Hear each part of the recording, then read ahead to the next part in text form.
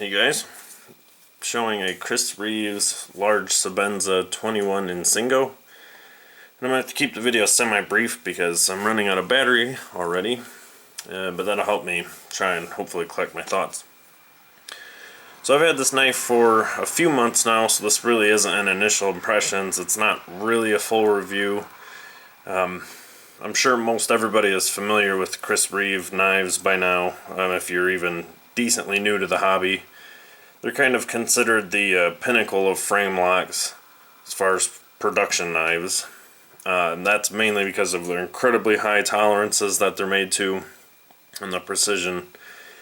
Chris Reeve knives, for example, have the ability to surface grind up to 1/10,000th of an inch in accuracy, which is like a few times thinner than a human hair. So that's one thing I kind of want to touch on is the price point. They are not cheap at all. Over $400 is the average for a large, unless you're on the secondary market, and for a small Sebenza, a little under that, about $350. And so the question always arises, is that price, is it justified? And as even a thread on Blade Forums, for example, popped up like, can you be a knife enthusiast without having a Sebenza? And the answer is absolutely, in my opinion anyway. Well, Sebenzas do offer what I think is a kind of a benchmark now for the $400 range, especially with all these other companies popping up that randomly just put together a knife with titanium slabs and a blade, and now they're $600. That's a huge increase.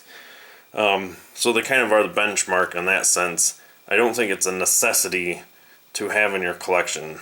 They do offer a really nice knife, but I think there's some alternatives that you aren't going to notice like just a monstrous difference. Is kind of the point of diminishing returns. I think you would be quite happy with a Sage 2 from Spyderco or some of Zero Tolerance's offerings, which are easily half the cost. Sage 2s can be found for as low as $130, and I absolutely wouldn't feel underknifed with a Sage. So that's kind of my initial thoughts there. I'm not a Sebenza hater, I'm not a fanboy either. I'm just coming kind of from my as hopefully unbiased view as possible.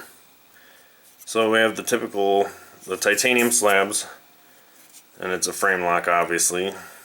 Pretty much what kind of put Chris Reeve knives on the market. I have to say the jimping is a really excellent style. It's kind of rounded, but when you actually stick your finger on it, it sticks really well. It doesn't feel aggressive. It just catches perfectly. If all jimping on knives were like this, I'd always be happy. Sometimes some of it can be really aggressive. Not to sound like a wussy, but sometimes they can be really sharp. Some things on knives are left sharp enough they can almost cut you. Centering is perfect. And by benchmark, what I mean is at $400, there should not be really any fit and finish issues, in my opinion. Even at $200, it should start to be really minimalistic. So centering should be perfect. There should be no blade play, which with this there is absolutely not. This is probably the first frame lock that's given kind of that pure vault-like feel that some people talk about. The lockup is quite late, which I prefer. I don't get the fascination with people who like frame locks starting out like this. Where it just seems silly, and they aren't going to wear that fast. This one hasn't moved since I've had it. Seen plenty of really old Sebenzas. The deployment is really smooth. Uses a pivot bushing system, so it's really similar. The Paramilitary 2 is like that. Sebenzas are able to do it with the precision where you don't get any side-to-side play, but it helps it keep kind of floating in there, so to speak. But like I said, the precision is close enough. The tolerances are low enough that you don't have any side-to-side. None at all. And I really like the basic construction of one large pillar in the back and that large robust stop pin. It is a larger stop pin than most on any knives. kind of needs to be since it's just these two pieces holding support. But so the comfort isn't like super high. That you would think would be kind of fairly obvious because it's all metal. It is rounded and chamfered some, but I find this spot to kind of be a hot spot sometimes. When I dig in like this, sometimes it can just feel off. Mainly when it kind of pinches like that in between the frame lock, the lock bar, and that. But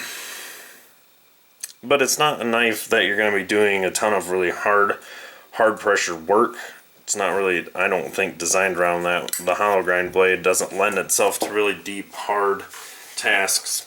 It's meant more for slicing and things. The hollow grind is nice. It's relatively thin. I think around 20 thousandths thick behind the edge. This is 15 degrees per side, roughly, I think, that I reprofiled to. So it cuts good, it's just not like super high performance like some of the other customs that I've shown, things like that. But again, production knife, kind of expect it. I think it's hard for companies to push a lot of super high performance knives in this size because people get the wrong idea. I don't know. The trend is really starting to take off towards tactical things, thicker, robust stuff. I wish it would go, you know, on the more extreme side. I think I mentioned in one of my other videos, I don't really think in folders you need an edge thicker than 10 thousandths thick or 15. I think if more people started using knives like that, they'd realize that and also enjoy the cutting performance more. So the pocket clip, it's in a decent position. It can dig a little bit. It's not as comfortable as, say, like a Spyderco Clip It or even their Hourglass clip. Their newest model, though, they changed the cant of the pocket clip. I don't know if we'll see that in future iterations of the Insingo as well. That could adjust, probably does adjust how the pressure is in your hand. Oops. But, yeah, very smooth. They are an excellent knife. It's just a lot of the price tag comes from all the precision machining and things they put into it. And I personally, some people don't think you can use the car analogy. I personally think you can. Just even for this Delica, for example. They're both a knife with a handle and a blade. This Delica obviously is going to perform much higher because of the regrind. But, you know, you can get a Delica $65. It's going to do all the same amount of cutting that the Sebenza can do. And with normal use, it should last just as long, theoretically. Maybe not quite if it were to, say, sit outside for hundreds of years. But, you know, the car analogy, a Honda will get you where you need to go, and a Ferrari will too. It's just kind of what is put into them that gives the money or makes the cost higher. So, you know, there's nothing wrong per se if you like Sebenzas.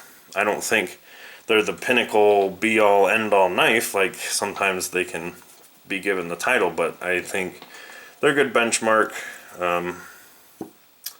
Yeah, mainly because of that precision. So they do get compared a lot when new titanium frame locks hit the market that are in the $300 range to $400, just because of the precision that goes into Sebenzas that may not from other companies and almost can't come from other companies. Because I'm not really aware of any other companies doing the tolerances and precision Chris Reeves does.